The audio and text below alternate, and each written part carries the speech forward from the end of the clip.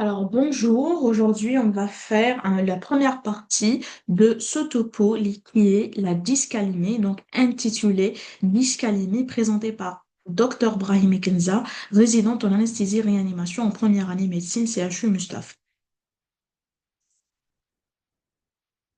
Alors c'est quoi le potassium? Il faut savoir que le potassium c'est le principal cation intracellulaire, donc c'est un cation qui est intracellulaire majeur, qui joue un rôle important dans donc, il a plusieurs rôles. Donc, parmi les rôles du potassium, c'est l'excitabilité neuromusculaire, en particulier dans le maintien du potentiel de membrane, de repos et le potentiel d'action. La dyscalémie, que ce soit hyper ou hypocalémie, c'est un trouble hydroélectrolytique le plus fréquent en urgence. Les dyscalémies exposent à des risques cardiaques allant jusqu'à l'arrêt circulatoire. Le traitement constitue une urgence thérapeutique. Le métabolisme du potassium. Il faut savoir que le potassium, c'est le cation le plus abondant dans l'organisme, puisque sa quantité totale est d'environ 50 millimoles par kilo, soit 4000 à 5000 millimoles pour un adulte de 70 kilos. Il faut savoir que 98 du potassium est intracellulaire, tandis que 2% est extracellulaire. Donc 98 est intracellulaire, donc dans la cellule. Les 2% restants, il est extracellulaire, ça veut dire dans le plasma, dans le sang. Donc, 98 du potassium est intracellulaire, dans 80 à 90 et au niveau musculaire, la concentration intracellulaire est de 100 à 140 milléquivalents par litre. Les deux restants, d'accord, les deux restants se situent dans le secteur extracellulaire et la calémie normale, ça veut dire le potassium dans le sang normal, est comprise entre 3,5 et 5 millimoles par litre. Environ 90 du potassium de l'organisme est échangeable en 24 heures. Voici un schéma qui explique la répartition du potassium dans l'organisme. Donc voici ici le potassium total de l'organisme est environ 3000 à 4000 millimoles par litre. Donc distribué donc principalement en intracellulaire, 100 à 140 millimoles par litre ou milléquivalent par litre.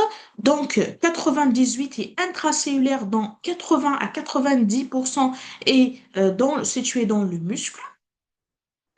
Par contre, le secteur extracellulaire constitue une concentration de 2%. Il y a un shift cellulaire, il y a un transfert cellulaire dans les 24 heures. Donc, ça veut dire que le potassium est échangeable dans les 24 heures entre le plasma et le milieu intracellulaire. Il faut savoir que le rein, c'est le principal organe excréteur du potassium. Excrétion urinaire 70 millimoles par jour. Donc, le principal excréteur du potassium, c'est le rein. Donc, l'élimination est principalement rénale. Il existe deux types de balance, la balance interne et la balance externe. On va voir ceci par la suite. Ici, on a les apports exogènes du potassium, c'est-à-dire l'alimentation qui provient de l'alimentation, qui constitue 70 à 75 millimoles par jour, toujours échangeable avec le milieu donc intra et extracellulaire. Voilà. À l'état normal, le bilan potassique est nul. Ça veut dire les apports, ça veut dire que l'excrétion et l'entrée et la sortie, donc le bilan est nul. D'accord? Donc les sorties et les entrées sont égaux. Les apports quotidiens qui peuvent aller jusqu'à 200 milléquivalents par jour, c'est 100 à 200, couvrent largement les pertes obligatoires de l'organisme. L'élimination est essentiellement rénale. L'excrétion potassique est due à une sécrétion dans le tube contourné distal et le tube collecteur. Donc, on va voir que l'excrétion et donc l'élimination est essentiellement rénale, essentiellement qui se fait au niveau du tube contourné proximal, un petit peu de manière passive, et dans la branche ascendante de Henle, et le tube contourné distal et le tube collecteur via l'aldostérone. On va voir ça dans le métabolisme et la régulation. Cette élimination est favorisée par l'aldostérone, l'augmentation du pôle potassique, la rétention hydrosodée et l'alcalose. Donc, هادو كامل يتحكموا في le shift cellulaire et le métabolisme et la régulation du potassium. C'est l'aldostérone qui est une hormone, l'augmentation du pôle potassique, la rétention hydrosodée et l'alcalose. Donc, on va expliquer ceci par la suite. Maintenant, on va mettre en évidence le rôle de la pompe Na+, K+, ATPase. La pompe Na+, K+, ATPase, elle a un rôle majeur dans le métabolisme et la régulation du potassium. بها راح ندخل ولا نخرج le potassium et le sodium. Donc, تتحكم في la balance potassique et sa régulation. La pompe sodium-potassium ou Na+, K+, ATPase est une protéine transmembranaire hétérotétramère dont l'activité enzymatique utilise de l'énergie issue de la dégradation de l'ATP en ADP et phosphate inorganiques pour transporter les ions potassium et sodium contre leur gradient de concentration. Qu'est-ce qu'elle fait, cette pompe? Tout simplement, la pompe, qu'est-ce qu'elle va faire? Elle va تدخلنا en milieu intracellulaire le potassium ou تخرجنا dans le milieu extracellulaire le sodium. Voilà. Donc, la balance potassique interne, donc on va commencer par la balance potassique interne, c'est la première ligne de régulation de la calémie car elle est immédiate, mais transitoire. Donc, la première ligne de régulation de potassium, c'est la balance interne, allège, parce qu'elle est immédiate et transitoire. Le maintien du gradient normal entre le potassium extra, la concentration donc du potassique extracellulaire et intracellulaire est réalisé grâce au fonctionnement de la pompe Na+, K+, ATPase transmembranaire qui permet l'entrée de 2 potassium dans la cellule en échange à la sortie de 3 Na+. Donc, راح تدخلنا داخل la cellule 2K+, وراح تخرجنا en échange 3 Na+. Ce phénomène est actif. Il consomme une molécule d'ATP. Ainsi, la concentration intracellulaire en potassium est élevée entre 100 et 140 milléquivalents au millimol par litre. Et le potentiel de membrane de repos est situé dans ce cas-là entre moins 60 à moins 80. Retenez bien ce chiffre-là parce qu'il va être changé par la suite. Millivolts. Il faut savoir que l'insuline, il a aussi un rôle dans le métabolisme et la régulation du potassium en stimulant son récepteur, le récepteur à insuline, active hop, le fonctionnement de la pompe Na+, K+, ATPase membranaire ainsi que la pompe à sodium et proton, conduisant à une pénétration accrue de potassium dans la cellule et donc une hypocalémie. Donc, en cas d'hypercalémie qui dépasse les 5 millimoles par litre, qu'est-ce qu'on fait? On donne l'insuline, on injecte, on donne l'insuline. Pourquoi? Parce que l'insuline راح يحطم لنا من le taux de potassium dans l'organisme. Donc, qu'est-ce qu'il va faire? Il va se fixer sur son récepteur. Cela va activer, va déclencher un signal d'action qui va activer la pompe Ana+, K+, ATPase. اللي راح تدخل لنا le potassium, 2 molécules de potassium, en échange à 3 molécules de sodium. Il va stimuler ainsi aussi la pompe sodium et proton qui va induire une pénétration accrue de potassium dans la cellule et donc induire une hypocalémie ou régulation de la calémie. Il faut savoir qu'il y a aussi le rôle des bêta-2 adrénergiques, les bêta-mimétiques, les bronchodilatateurs, qui favorisent aussi l'entrée du potassium dans la cellule par une action directe sur la pompe Ana+, K+, ATPase et une action indirecte en stimulant la sécrétion de l'insuline. Les alpha-adrénergiques favorisent la sortie du potassium par effet inverse. Donc, retenez cette information, c'est très intéressant. Et voici un schéma qui explique ce que je suis en train de dire. Regardez dans le schéma numéro A, donc la lettre A. Regardez le potentiel d'action qui est situé entre moins 60 et moins 80 milléquivalentes entre le secteur intra et extracellulaire. Le rôle de la pompe Na+, K+, ATPase qui va faire entrer 2 molécules de potassium et faire sortir 3 molécules donc de sodium en extracellulaire. Et voilà, la concentration, elle est située entre 100 à 140 milli équivalents et en extra, c'est 140 milli équivalents. D'accord. Le récepteur à insuline et l'insuline jouent un rôle très important dans le métabolisme et la régulation du potassium. Qu'est-ce qu'il va faire? Il va faire une hypocalémie. En sécrétant l'insuline ou là, en donnant l'insuline, donc il va se fixer sur ce récepteur ici dans la cellule qui va déclencher un signal d'activation, qui va activer la ANA+, la pompe ANA+, K+, ATPase, qui va faire entrer du potassium dans la cellule et faire sortir le sodium en dehors de la cellule. Le rôle aussi donc de l'insuline qui va activer aussi une autre pompe, c'est la pompe à protons sodium qui va faire sortir les protons et faire entrer le sodium et donc induire une acidose et pas une alcalose.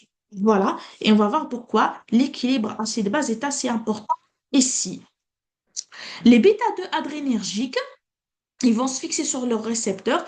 D'eux-mêmes, ils vont activer la pompe Na+, K+, ATPase qui va faire entrer du potassium et donc induire une hypocalémie. Donc, en cas d'hypercalémie, c'est bien de donner des bronchodilatateurs, c'est bien de donner aussi de l'insuline. Par contre, la balance externe, il faut savoir, donc la balance interne, c'est bon.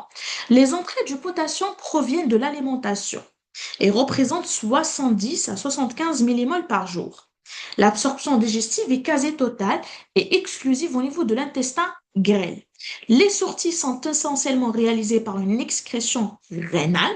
Les pertes digestives coliques et cutanées ne représentent que 10 à 15% des pertes totales, soit 5 à 10 millimoles par jour. Je veux dire que l'expression est essentiellement rénale. Les pertes digestives et cutanées ne sont pas donc sont à négliger ou sont minimes. Plus de 90% de potassium filtré est réabsorbé passivement dans le tubule proximal de néphron, environ 66%. D'accord? Donc la réabsorption, elle est passive au niveau du tube contourné proximal et la branche ascendante de elle est 29%.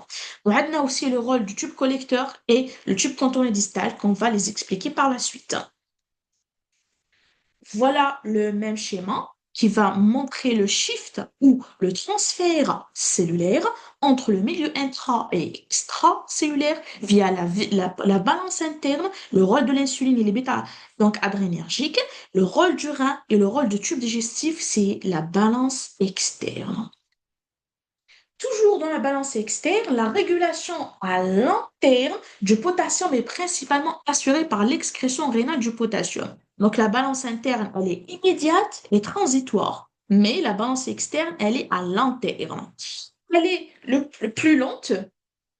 Voilà, donc elle est plus lente, elle est à long terme, 4 à 6 heures. La sécrétion rénale du potassium est liée au Na+, et H+.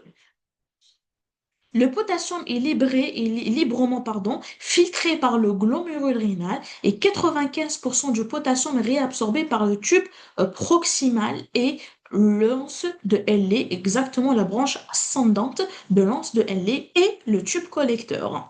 Le potassium est ensuite sécrété dans le fluide tubulaire au niveau de l'anse descendante de Henle. C'est beaucoup plus la ascendante et non pas la descendante puis réabsorbé dans les cellules de l'anse largement. Oui, oui, pardon. Le potassium est ensuite sécrété dans le fluide tubulaire au niveau de l'anse descendant de Henle, puis réabsorbé au niveau de l'anse large ascendante par le cotransporteur apical NK2Cl- appelé NKCC2. On va expliquer ça donc par un schéma. Regardez, alors, on va terminer ici. Après, on va voir le schéma. Le canal potassique, ROMCA, induit une sortie de potassium dans les urines, ce qui permet au cotransporteur NKCC2 de fonctionner correctement. Au niveau basolatéral de la cellule, le sodium sort de la cellule grâce à la pompe Na+, K+, ATPase et le chlore grâce à un canal CLC.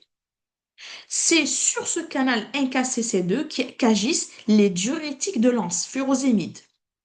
À l'entrée du tube collecteur, il ne reste que 2% de potassium filtré. C'est principalement à ce niveau que va se faire la régulation d'excrétion de potassium dans les urines sous l'effet de l'aldostérone, parce que l'aldostérone agit au niveau du tube collecteur. Voici un schéma qui explique le rôle. Bon, on va commencer par ce schéma-là. Donc ici, regardez ça, c'est la partie urine et ça, c'est la partie plasma. Donc, le rôle la pompe Na+, K+, ATPase, les canaux à chlore, Cl-C, le canal Rhom-K qui fait sortir le potassium et le canal NK-CC2 ou NK-Cl-, NK-Cl-, qui fait entrer le potassium, le chlore et le sodium. Donc, en cas d'hypercalémie, donc on aura une réabsorption du potassium. Le furosémide qui va agir au niveau de ce canal-là, le NKCC2. Alors, ici, l'aldostérone, le rôle de l'aldostérone, donc ça c'est la partie urine, et ça c'est la partie plasma ou blood, c'est le sang. Alors, l'aldostérone au niveau du tube collecteur, il va stimuler le canal, donc ANA+, le canal ENAC, qui va faire entrer le sodium. Parce qu'en cas d'hyperosmolarité urinaire, donc, on doit faire entrer aussi le sodium. Le sodium, quant à lui, quand il rentre dans la cellule, il va stimuler le ROMK. Le ROMK, c'est un canal qui fait excréter le potassium de la cellule vers les urines et donc les sécréter en cas d'hypercalémie. Le rôle du pompe ANA+, K+, ATPase qui fait entrer aussi le potassium. Donc, je répète, en cas d'hypercalémie dans le sang ou dans le plasma, ça veut dire dans ce côté-là, donc une hypercalémie qui dépasse les 5 millimoles par litre. On a l'aldostérone qui va stimuler la Na+, K+, ATPase, qui fait entrer le K+, et fait sortir le Na+. Le K+, rentre dans la cellule. Le potassium, l'aldostérone stimule aussi l'entrée du sodium qui va stimuler le canal ROM-K qui va faire sortir le potassium littrel عن طريق le Na+, K+, ATPase et donc on aura une excrétion urinaire. Et voilà le rôle de l'aldostérone. D'accord? Voilà. Et c'est ce qu'on avait dit ici donc donc je répète que le potassium donc il va subir une régulation tout au long du néphron. Donc mais la branche donc le tube proximal donc il sera une réabsorption passive. L'anse de Henle ou dans la lance descendante de Henle où sera une sécrétion puis une réabsorption, la branche ascendante de Henle, puis le NKCC2, où sera dans le NKCC2, il va faire entrer le potassium et le sodium dans la cellule qui va faire sortir par le ROMK. D'accord? Donc, le canal potassique ROMK, qu'est-ce qu'il va faire? Il va faire sortir le potassium dans les urines, ce qui permet au cotransporteur NKCC2 de fonctionner correctement. Parce que le NKCC2, il va faire entrer le Na+, et le K+, et le chlore. Au niveau basolatéral, le sodium sort de la cellule grâce à la pompe Na+, K+, ATPase, et le chlore grâce à un canal CLC. C'est sur canal NKCC2 qu'agissent les diurétiques de l'anse, la hydrolone Na+, ou le K+, ou, CLC, ou le chlore. Le chlore, il sort par le CLC, le K+, il sort par le ROMK, et le Na+, il sort par le NKCC2. Pardon, il sort par un autre canal qui est le canal soit le Na+, K+, ATP, soit le N+, H+, pompe à proton. Voilà. Donc, à l'entrée du tube collecteur, il ne reste que 2% de potassium filtré. C'est principalement à ce niveau que va se faire la régulation d'excrétion du potassium dans les urines sous l'effet de l'aldostérone, qui va stimuler le canal NK-CC2, qui va faire entrer le Na+, Le Na+ va donc stimuler le rond K qui va faire sortir le potassium. Voilà. C'est une cascade de régulation. Maintenant, شفنا la balance, on a vu la balance interne et la balance externe. Donc, ça reste aussi le rôle de l'équilibre acide-base. Parce qu'il faut savoir que les يتحكمنا في la régulation, ce n'est pas uniquement donc l'insuline et donc les bêta-2 adrénergiques, mais aussi l'équilibre acide-base. D'accord? Voilà. Donc, l'équilibre acide-base joue un rôle majeur dans le mouvement et le shift cellulaire de potassium de part et d'autre de la membrane cellulaire. Au cours des acidoses métaboliques aiguës minérales, caractérisées par l'addition d'ions H+ et chlore dans l'espace extracellulaire, par exemple, la diarrhée, le proton diffuse de la cellule alors que l'ion chlore ne peut pas pénétrer. Le respect de l'électroneutralité intracellulaire impose la sortie du potassium. Au cours des acidoses métaboliques aiguës par apport d'acide organique, acidose lactique par exemple, le proton pénètre la cellule avec l'anion qui l'accompagne, ce qui n'entraîne pas d'issue du potassium de la cellule. L'acidose respiratoire, quant à elle, ne s'accompagne pas de dyscalémie, car le CO2 diffuse très facilement la membrane cellulaire. Dans les alcaloses métaboliques, on observe une hypocalémie parce que l'ion HCO3-, le bicarbonate, ne peut pas diffuser dans la cellule. La sortie d'un H+ de la cellule entraîne donc l'entrée d'un potassium dans la cellule. L'alcalose métabolique induit une perte urinaire importante de potassium. Je répète et je récapitule avant d'entrer, donc d'entamer avant d'entamer les dyscalémies qui est, voilà, qui va faire donc un topo à part, donc la partie 2 de ce topo. Alors, donc je répète, le potassium.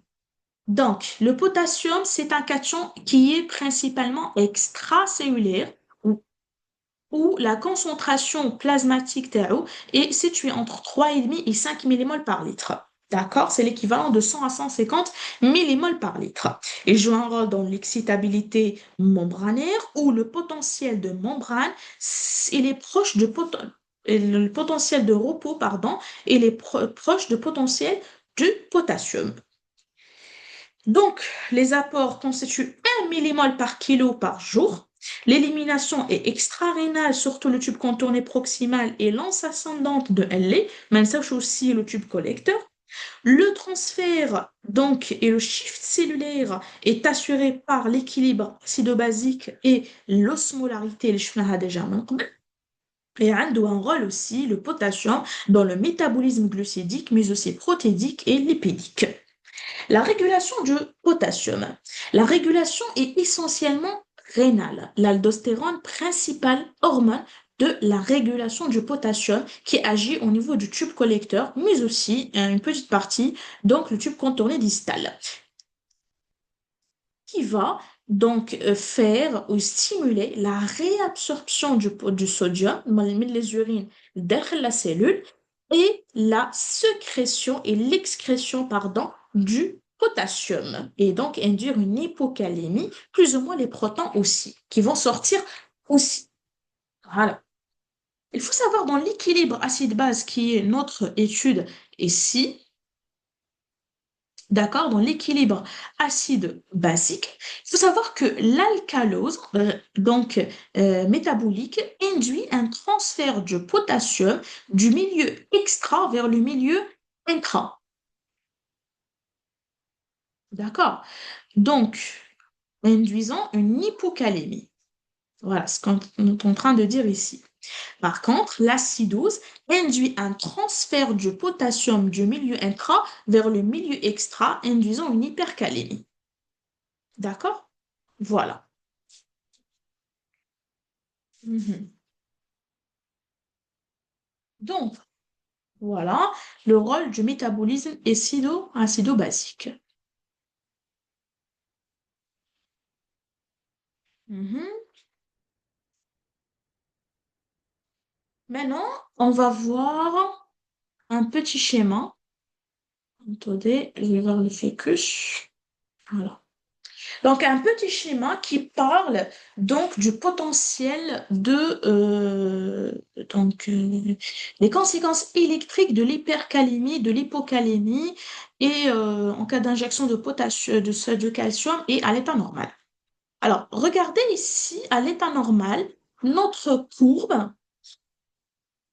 la courbe normale, elle est là. Potentiel d'action normal. C'est en rouge.